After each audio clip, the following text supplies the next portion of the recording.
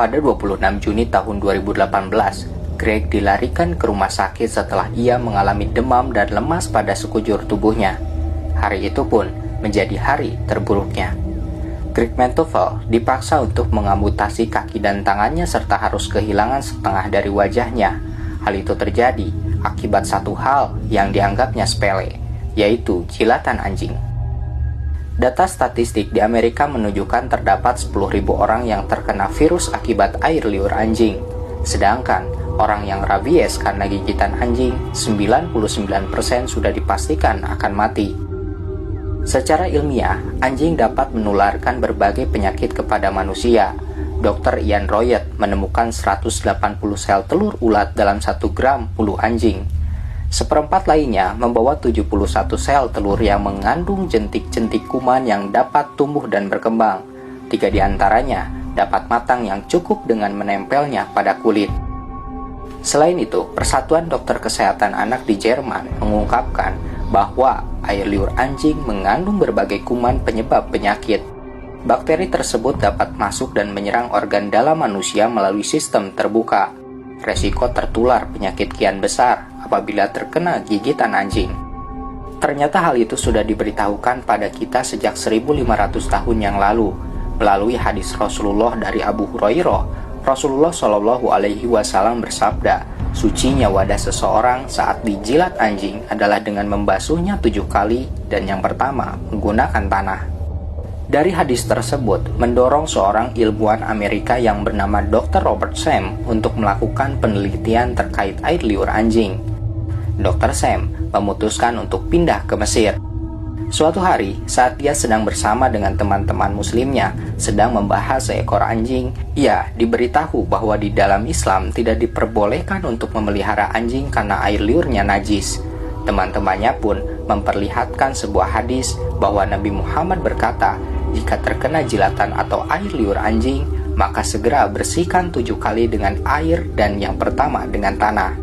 Setelah mengetahui hadis tersebut, Dr. Sam sejenak terdiam lalu dalam pikirannya bertanya-tanya, jika ada alat atau benda yang terkena jilatan anjing, mengapa harus mencucinya 7 kali dan diawali dengan tanah?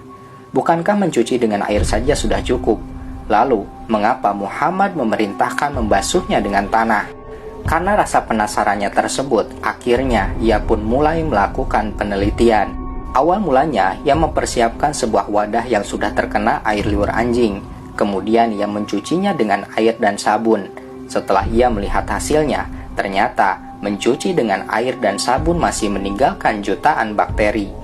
Tidak menunggu lama, ia kemudian mengikuti metode yang telah diajarkan Nabi Muhammad.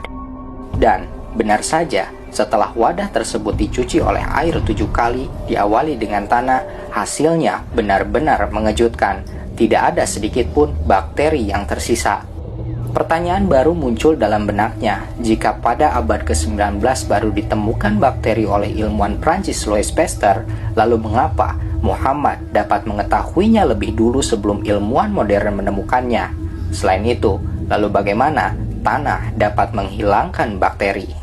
Menurut ilmu kedokteran modern, tanah diketahui mengandung 2 materi yang dapat membunuh kuman-kuman, yaitu tetraselin dan tetrarolit.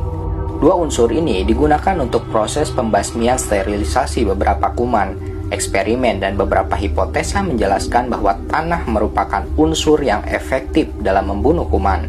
Bahkan, Anda akan terkejut ketika mengetahui tanah kuburan orang yang meninggal karena sakit aneh dan keras yang Anda kira terdapat banyak kuman karena penyakit tersebut, ternyata para peneliti tidak menemukan bekas apapun dari kuman penyakit tersebut di dalam kandungan tanahnya. Menurut Muhammad Kamil As-Samad, tanah mengandung unsur yang cukup kuat menghilangkan bibit-bibit penyakit dan kuman-kuman. Hal ini berdasarkan molekul-molekul yang terkandung di dalam tanah menyatu dengan kuman-kuman tersebut, sehingga mempermudah dalam proses sterilisasi kuman secara keseluruhan. Sebagaimana tanah juga mengandung materi-materi yang dapat mensterilkan bibit-bibit kuman tersebut. Para dokter mengemukakan kekuatan tanah dalam menghentikan reaksi air liur anjing dan virus-virus di dalamnya lebih besar karena perbedaan dalam daya tekanan pada wilayah antara cair air liur anjing dan tanah.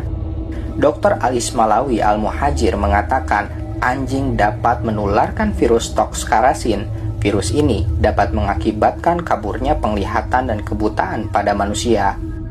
Dr. Sam setelah melakukan penelitian mendalam tentang ajaran Islam dan memahami siapa Nabi Muhammad, ia berkesimpulan bahwa Nabi Muhammad bukan hanya utusan Tuhan yang membawa wahyu, tetapi apa yang disampaikannya pun mengandung kebenaran untuk menyelamatkan manusia. Akhirnya, Dr. Sam mengucapkan kalimat syahadat, kemudian sisa hidupnya didedikasikan untuk menyebarkan dakwah Islam ke seluruh dunia. Allah berfirman dalam Quran surat Fusilat ayat 53, "Kami akan memperlihatkan kepada mereka tanda-tanda kebesaran kami di segenap penjuru dan pada diri mereka sendiri, sehingga jelaslah bagi mereka bahwa Al-Quran itu adalah benar. Tidak cukuplah bagi kamu bahwa Tuhanmu menjadi saksi atas segala sesuatu." Penelitian Dr. Sam salah satu dari sekian banyak pembuktian ilmiah bahwa Al-Quran adalah kitab yang relevan dengan ilmu pengetahuan modern.